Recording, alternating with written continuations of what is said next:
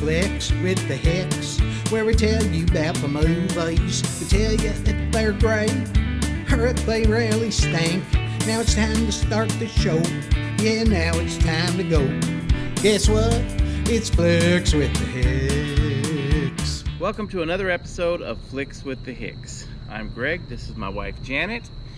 Each week on Flix with the Hicks, we review two films, the best film that we saw that week and the worst film that we saw that week on DVD.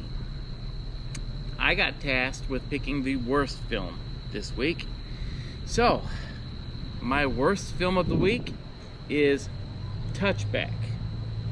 Now, this was actually a pretty good film. I really enjoyed it, but it wasn't as good as our best film. That's the rules. Yep. So the film starred Brian Presley, Melanie Linsky, and Kurt Russell.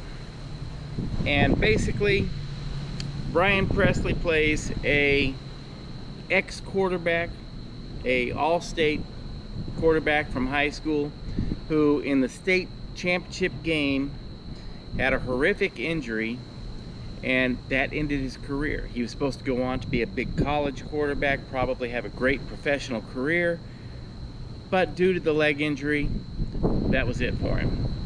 So he's now a farmer, and he's not a successful farmer either. He's losing his farm, but in kind of a miraculous way, he gets the opportunity to relive the game where he damaged his leg. Now, Kurt Russell plays Scott's coach, Coach Hand, and he's been a mentor to Scott, and not only a friend also. And when he goes back into time, when Scott goes back into time to play quarterback again for his high school team, he's faced with a major decision. Does he let the game play out the way it happened originally, or does he change the course of his own history and call a different play where he wouldn't get hurt? So it was a very, very interesting film to watch. The film did suffer a little bit. There were some plot holes and some things that you would think wouldn't really happen, but I thought it was a really good film. Overall, I would give this film 76. Not a great film, not a bad film, definitely worth watching. It does have kind of a Christian feel to the film. It was kind of interesting also, Kurt Russell took this role because Kurt Russell had never had aging makeup done to him in a film before, and he always wanted to see what he would look like playing an older character. So anyhow, I thought it was a pretty good film. What did you think, Jan? It's like one of those Hallmark shows, type movies. The kid, being a dad, and he had his injured leg, his farmer, and he's trying to, make that work, and things weren't working out for him. But when he goes back in time and he sees all his old girlfriends and all that, and it's a little heartwarming little story, like one of the Hallmark type shows, And it is Christian based. It wasn't bad. I watched the whole thing. You knew what was going to happen though, pretty much. But it's a good show. You said you gave it 76, and I smiled because I was thinking 75, because it is a good movie. I like Kurt Russell anyway, always have. I kind of grew up with him, but and the dad or the kid, what was his name? Scott. Scott, yeah. When he goes back, he still looks his old age though, so it's like they should have done him a younger character and then made him look older, as the dad, or something, because he looked the same age when he was supposed to be in high school, but anyway, it's a cute movie. It's all right. It's heartwarming. It gives you, it's life lessons type thing. Yep. So I was thinking of 75. When you said 76, I was like spot on. But okay, that wasn't a bad movie. I mean, but mine's better. Mine's better, okay? All right, guys. My movie's better. Bridge of Spies, based on true events, is really good. Really good. And I like movies that are based on true events anyway.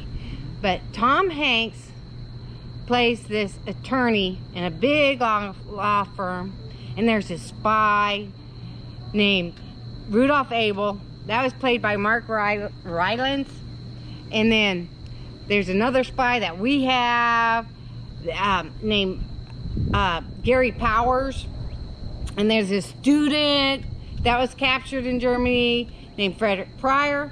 Well, how this happens is Rudolph Abel gets, caught, all right? And the CIA's got him in prison. Okay, Donovan is an attorney that's representing him, right? On pro bono. Everybody in the country's against him. Why are you representing him? It's like the firm wanted somebody, like bigwig to represent him so that they could say he had a good trial. Everything was kosher and everything was good, right? Well, anyway, he does a pretty good job. Keeps him off the death penalty on the thoughts that we have spies too. No, there's spies in Germany, there's spies here. Anyway, Donovan, works out deals and goes to Germany, not representing the United States, mind you, but he has a way of, getting things done. And so Donovan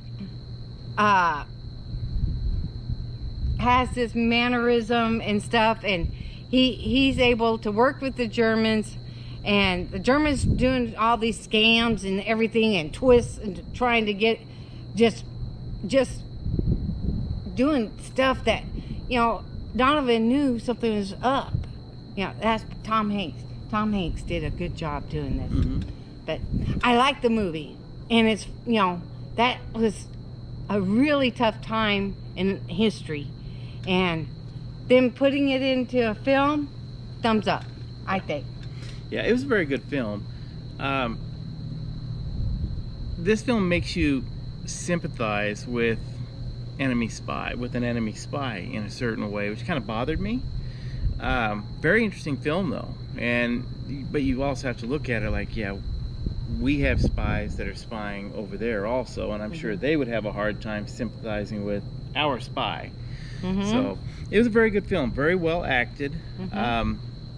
I like the fact that it was based on a true story, and there's not much else I can say about it. It was a very good film. If you like those type of law, movies having to do with law and espionage and stuff, you'll enjoy this film. Real life spy stuff. Yeah. Well, they made it for $40 million, and it made $165.5 million in 2015.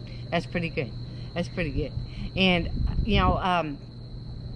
as far as the ratings, I mean, I didn't look up any real reviews on it. I didn't either. But I'd give it, a 90, because I'm ready to watch it again. Just because, I'm part German. Not that I agree with everything that's happened, or anything, but it's just, this is American history and German history. Whatever happened. But I like to learn about that kind of stuff. Yeah, I think I would give that film an 87. 87. Just a little bit below a 90. I say 90 and above for those really